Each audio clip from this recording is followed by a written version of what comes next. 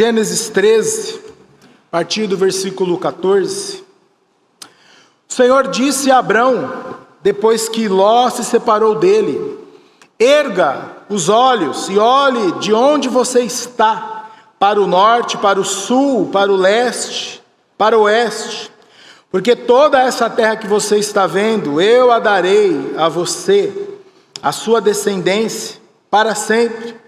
Farei a sua descendência como o pó da terra, de maneira que se alguém puder contar o pó da terra, então será possível também contar os seus descendentes. Levante-se, percorra essa terra no seu comprimento, na sua largura, porque eu a darei a você. E Abrão, mudando as suas tendas, foi morar nos carvalhais de Manre, que estão junto a Hebrom, e ali edificou um altar ao Senhor. Amém. Em Gênesis 12, Deus chama o patriarca Abraão para ele sair da sua terra, da sua parentela, da casa do seu pai, começar uma vida de peregrinação, começar uma vida caminhando pela fé. Chamado de Abraão não era um chamado para ir em determinado lugar, mas um chamado para onde Deus o havia vocacionado. Ele iria percorrer, andar por vários lugares. Deus se manifesta a esse homem, chama ele para uma vida, uma caminhada pela fé. Ele promete uma grande nação. Abraão, a partir de você, pessoas serão abençoadas. A sua descendência será muito grande, o seu nome será engrandecido. Eu engrandecerei seu nome. De fato, Abraão foi um homem muito próspero. E todas as famílias da terra seriam abençoadas por meio da sua vida, sua descendência. Tudo isso está ali no início do capítulo 12 do livro de Gênesis. E nós entendemos, quando nós olhamos para Abraão, que essa promessa ela se cumpre parcialmente em Israel, ela se cumpre parcialmente na terra prometida em Canaã, mas ela se cumpre plenamente em Cristo. Cristo é o verdadeiro descendente de Abraão. Mas olhando aqui para a história desse homem, uma história tão importante na narrativa bíblica, que no decorrer dessa jornada de fé desse homem, Deus vai ampliando essa aliança que começa em Gênesis 12. Deus vai ampliando essa aliança.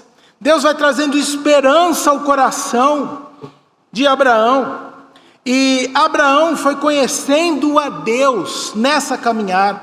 Nós poderíamos resumir que o chamado de Deus para Abraão, para ele sair da sua terra, no meio dos seus parentes, da casa do seu pai, foi para que ele conhecesse mais a Deus. Ele estava ali em Ur dos Caldeus, e uma terra extremamente idólatra. Muitas vozes passavam ali pelos ouvidos, muitos sentimentos passavam pelo coração de Abraão, e ele precisa sair daquele lugar, para que ele pudesse ouvir a voz de Deus. E a promessa ela vai aos poucos se descortinando. E é interessante olhar para este homem de fé, o pai da fé, que nesta jornada Abraão teve altos e baixos, porque quando a Bíblia fala a respeito de alguém, ela fala a vida como ela é, né? Ela não fala a respeito só das virtudes. Talvez se fosse eu que escrevesse a Bíblia ou as histórias, eu só colocaria a parte boa, né? Só os bem-sucedidos, né? Mas o grande herói das Escrituras não são pessoas, não é Abraão, Moisés. Não, é o próprio Deus que pela sua graça sustenta homens e mulheres, sustenta o seu povo. Mas Abraão é esse que, como nós, teve seus altos e baixos.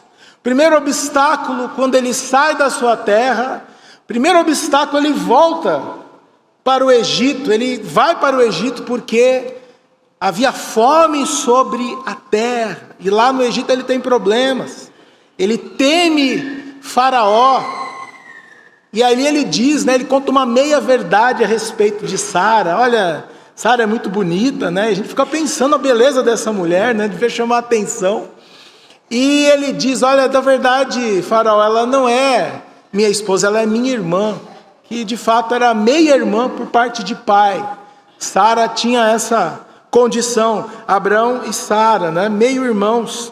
E teve toda ali a complicação, ainda no capítulo 12 do livro do Gênesis. Abraão sai da sua terra, mas ele leva Ló. Era para sair da parentela, mas o homem leva o sobrinho. Também trouxe problemas ali, os funcionários de Abraão com Ló, enfim. Tudo isso ainda estava incerto, ainda estava balançando no coração daquele homem. Deus o chama, Deus o anima para que ele perseverasse, porque a bênção de Deus passaria por Abraão, pelos seus descendentes. A bênção de Abraão seria plena em Cristo Jesus. Mas no texto desta manhã, aqui em capítulo 13 de Gênesis, o versículo 14, Deus anima Abraão e relembra a aliança que havia feito com ele, porque nesta jornada, nessa caminhada, a palavra de Deus vinha até o coração de Abraão e Deus falava com ele. Deus animava ali, porque a jornada não era fácil. Abraão percorre toda a terra de Canaã, a terra que seria dos seus descendentes, a terra que seria do povo de Israel. Porém, Abraão vivia um drama, meus irmãos. Deus era o Deus Todo-Poderoso, o Deus de promessa, Deus que fez uma aliança, mas os dias eles passavam e Abraão não era um jovem promissor, Abraão não era ali na sua saúde, o momento melhor da sua vida, ele já era idoso, os dias passando, sua esposa Sara estéril, mas como ter um descendente nessas condições? Abraão estava diante do Deus Todo-Poderoso, mas quando ele olhava para si mesmo, ele via que por ele mesmo era impossível ter uma descendência e cumprir aquela promessa. Assim também cada um de nós, diante da palavra de Deus, diante das promessas, diante de tudo aquilo que a Bíblia diz que nós devemos ser, muitas vezes, quando nós olhamos para o nosso coração, para a nossa condição, o resultado é tristeza, é lamento. Senhor, eu gostaria de ser tudo isso que o Senhor diz, que de fato eu sou, e somente pela fé eu posso acreditar nisso. O tempo passava, e cada vez mais era impossível de ter um filho. A velhice, a esterilidade, a incapacidade. Deus se revela em determinados momentos da vida desse homem e anima o seu coração. Você terá uma grande descendência, você será bênção para todas as nações. Versículos 15 e 16: ande por toda essa terra, a sua descendência será incontável. Essa era a missão desse homem, andar de norte a sul, de leste a oeste, por aquela terra idólatra. Abraão, meus irmãos, é o primeiro missionário naquela terra, a terra de Canaã. Deus tira Abraão de uma terra idólatra, Deus tira aquele homem para que ele ouvisse melhor a sua voz, a voz do Pai, a voz de Deus, e envia ele para uma terra onde a idolatria também comia solto. Abraão tem essa experiência fora do seu lugar comum para ouvir a voz do Senhor, que nós podemos chamar a vida desse homem a jornada do conhecimento de Deus. Todos nós estamos nessa jornada, os nossos altos e baixos, as nossas virtudes, os nossos defeitos, nessa caminhada de maneira soberana, de maneira maravilhosa. Deus ele vai revelando quem Ele é.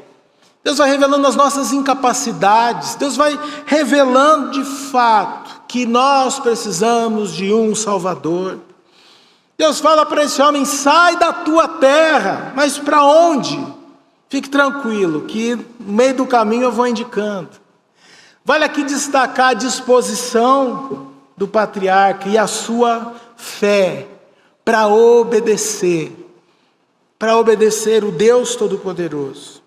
E aí chegamos no versículo 18, que é o tema dessa mensagem, né? Abraão é esse homem de tenda de pano, mas o altar é de pedra. Tenda e altar, porque as tendas, um símbolo daquilo que é passageiro, meus irmãos. A história de Abraão nos ensina, preste atenção nisso, que nesse mundo nós somos estrangeiros, nós estamos de passagem aqui, nós somos peregrinos, nômades neste mundo, de um lugar para o outro. Aqui não é o nosso destino final. As tendas do acampamento de Abraão revelam essa condição temporária nossa. Aonde aquele homem passava, as suas tendas eram vistas de longe, o seu clã ali, a sua família. A habitação deles não eram em palácios ou castelos ou fortes estruturas, não. Eram estruturas ali que rapidamente você montaria, você desmontaria, ia para outro lugar. Mas o altar, sim, o altar forte, o altar de pedra, onde este homem passava, a fé no Deus vivo, no Deus único, o Deus Todo-Poderoso era revelado. Abraão era esse missionário, mas a pregação era um tanto diferente. Ele mostrava naquela terra idólatra, após o seu acampamento ali, o altar permanecia, mas não havia um ídolo, não havia uma representação de Deus, como, tanto em Ur dos Caldeus, como em Canaã e talvez em todas as nações da época, existiam ali a idolatria, existiam os ídolos. Mas aonde esse homem passava, ele mostrava, olha, aqui passou um servo do Deus Altíssimo, do único Deus. Representá-lo, tentar representar a Deus numa imagem, numa escultura, de fato é uma afronta a esse Deus Todo-Poderoso. O altar é esse momento onde Abraão mostrava que a nossa vida, de fato, ela passa, estamos aqui como estrangeiros e peregrinos, mas na nossa vida, na nossa adoração, nas nossas atitudes, a fé no único Deus, ela pode ser preservada. A tenda passava, meus irmãos, mas o altar permanecia. E é muito simples, é muito rápido, nós invertemos isso, né? Ao invés da tenda ser passageira e o altar permanecer, é muito comum a inversão acontecer, né? O altar, o nosso altar, a nossa vida com Deus ser perecível, ser de pano, enquanto a nossa tenda, ela ser sólida, ela ser permanente, parece que é para sempre que nós estamos aqui. E eu fico surpreso com algumas pessoas que parecem que vão viver 250 anos, né? Parece que vão viver um tempo aqui demasiadamente grande. Mas, como a própria palavra diz, a nossa vida é um sopro. A nossa vida é passageira. E Abraão, esse homem de fé, esse homem dedicado a Deus, ele nos ensina estas verdades. E eu gostaria de chamar a sua atenção para alguns ensinamentos preciosos na vida desse homem. Em primeiro lugar, Abraão nos ensina que é possível viver, é possível ser fiel a Deus neste mundo contaminado pelo pecado. Estamos aqui no início da história da redenção, da história da humanidade. O mundo, mesmo pós-dilúvio, ele continua contaminado, ele continua dependendo da graça de Deus.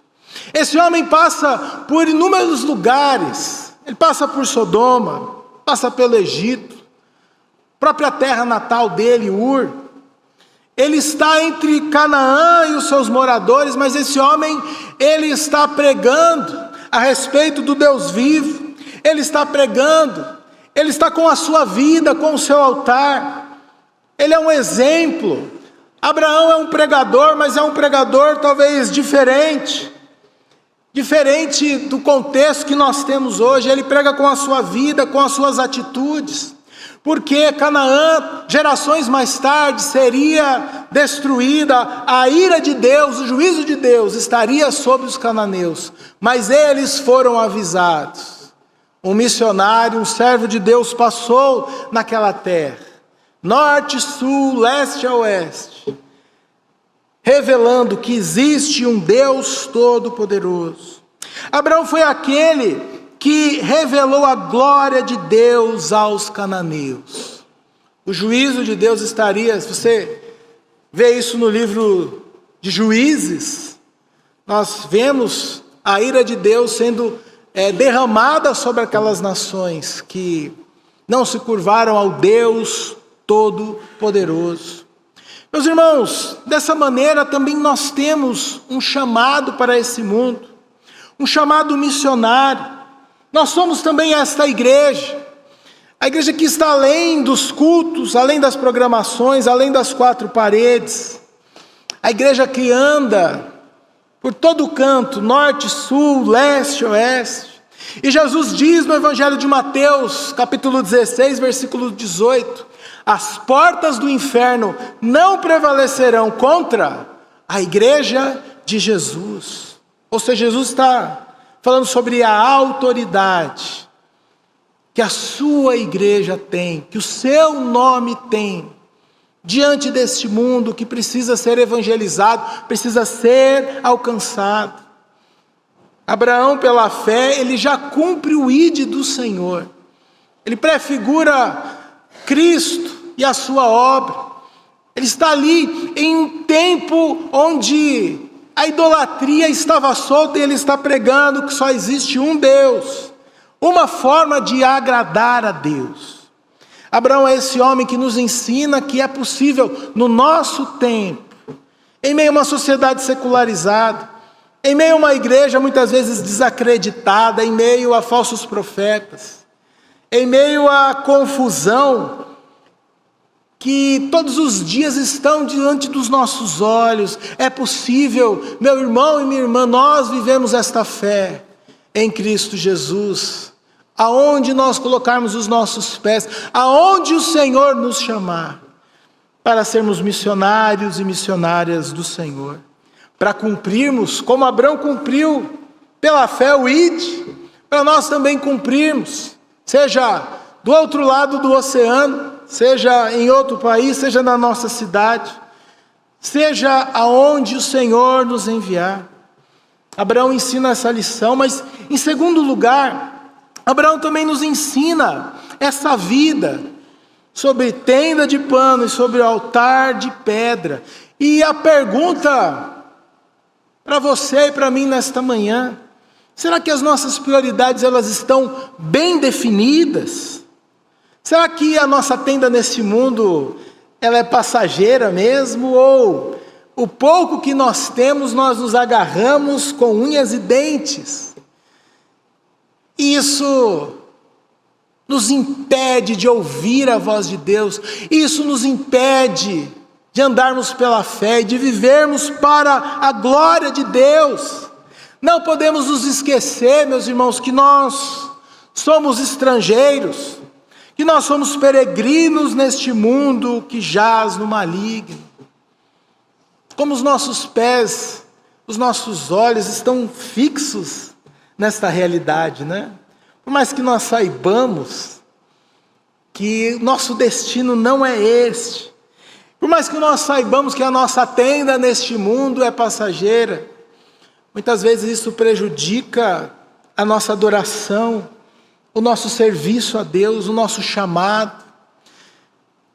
Como nós nos encantamos pelas luzes deste mundo, como nós nos encantamos pelas coisas efêmeras que nós não conseguimos reter. A frase do missionário Jim Elliot, foi morto no Equador por uma tribo. Esse missionário, ele diz essa frase tão importante: Não é tolo aquele que abre mão do que não pode reter, para ganhar o que não se pode perder. Não é tolo aquele que abre mão da sua vida pela causa de Cristo, para ganhar aquilo que não se pode perder. Nós temos essa condição, meus irmãos, porque a vida que nós tanto nos agarramos e lutamos por ela, a vida que nós vivemos é tão importante para nós, ela tem um prazo de validade. Jesus diz, ainda em Mateus 16, versículo 25, quem quiser salvar a sua vida, a perderá, e quem perder a sua vida por minha causa, esse a achará. Louvado seja o nosso Deus.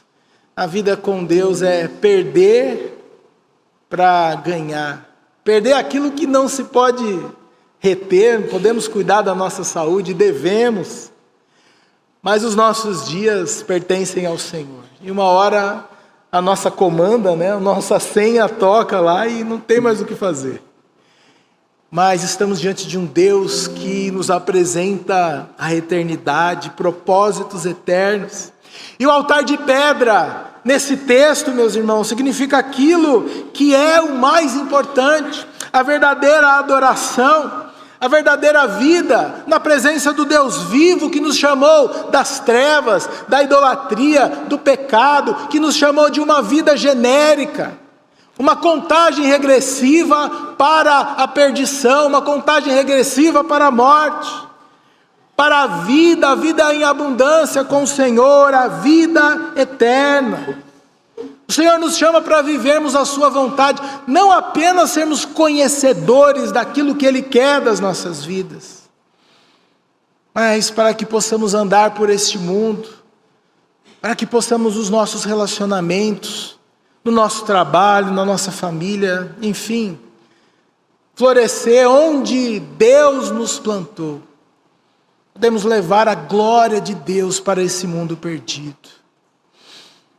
É uma história que aconteceu comigo, e sempre que eu penso a respeito da nossa temporidade nesse mundo, da eternidade de Deus, me vem essa história. Onde eu morava, tinha uma casa que era vizinha da minha casa, e aquela casa foi muito importante, aquela família, foi muito importante na nossa vida, uma casa belíssima, talvez a mais bela lá da cidade de Pirajuí. Uma casa de esquina, um jardim na frente, um brinco a casa, uma joia.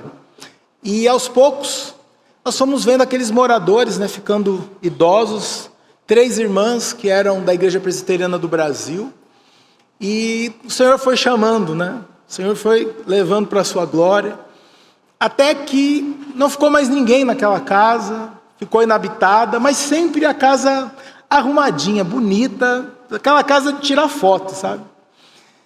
E um belo dia nós ficamos sabendo que a família decidiu vender aquele imóvel.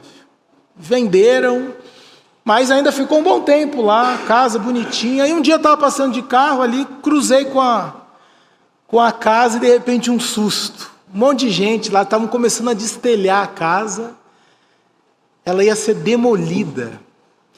Olha, eu confesso que aquela hora deu um vazio, assim, uma tristeza no coração, porque era parte da minha história, aquela família preciosa, viu a minha família praticamente nascer, e aquela casa não iria existir mais. Eu fiquei teve um tempo que eu até cortava aquela rua para não ver aquilo. Não sei se você já viveu esse drama aqui em Bauru, então acontece todo dia isso, Casa que derruba, que levanta outro empreendimento, faz parte, E ali no meu coração veio assim muito forte, Tiago, nem a nossa vida a gente consegue manter.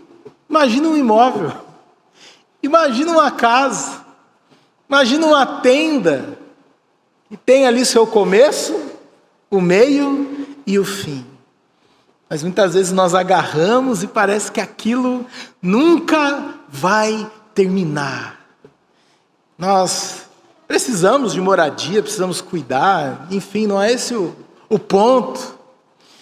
Mas qual é o valor que nós temos dado? Quais são as nossas prioridades? Elas estão bem definidas? Ou nós vamos vivendo os atropelos da vida, né? E deixa a vida me levar, e isso não está bem definido no nosso coração. Como Esaú, que trocou a bênção da primogenitura por um prato de comida. Trocamos coisas eternas, coisas especiais, coisas espirituais, pelas coisas passageiras, efêmeras deste mundo.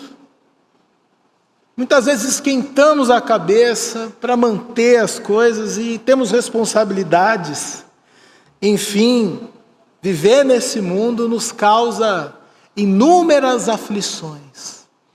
Abraão é esse homem que passou por inúmeros lugares, teve a sua fé testada, provada, mas nos ensina a igreja, ensinou os cananeus e ensinou a sua geração e ensina a igreja de todos os tempos que nós devemos andar por esse mundo pela fé, nas nossas tendas passageiras, mas a nossa adoração, ela precisa ser sólida, ela precisa revelar o Deus de toda a provisão, Deus Todo-Poderoso. Abraão é esse homem que nos ensina inúmeras lições e, por fim, nos ensina que a vida com Deus, ela só é possível pela graça. Este homem é chamado da sua terra, uma terra idólatra. Os arqueologistas, eles dizem, né, as buscas arqueólogas lá encontram inúmeras imagens. Um culto pagão acontecia com a família desse homem. Ele foi criado naquele ambiente. Ele passou por lugares onde pessoas zombavam de Deus, onde pessoas negligenciavam a fé no verdadeiro Deus. Mas ele viveu uma vida de graça, e o chamado de Deus para esse homem mostra a graça eletiva de Deus. Deus escolheu aquele homem, aquela mulher, aquela família, para que ele pudesse revelar a sua graça, a sua maravilhosa graça. O caminho de Abraão, por mais difícil que fosse, era um caminho de perseverança. Deus perseverou na vida daquele homem que às vezes tinha umas atitudes meio duvidosas, questionava o chamado de Deus. Algumas vezes acontece, Deus fala com Abraão: Abraão, você vai ter um filho, é da sua descendência que virá o Messias, é através da sua vida que todas as nações serão abençoadas. E Abraão questionava: mas como eu não posso ter filho? Teve um filho com a serva, enfim. Era um homem com os seus altos e baixos, e a graça de Deus se revelou naquela família, se revelou naquele contexto. E Hebreus capítulo 11, o último texto dessa manhã, se você puder abrir a sua Bíblia, revela um resumo dessa história. Também nos fala, meus irmãos, a respeito de como Deus, ele salva pessoas. Você e eu sabemos que é única e exclusivamente pela graça.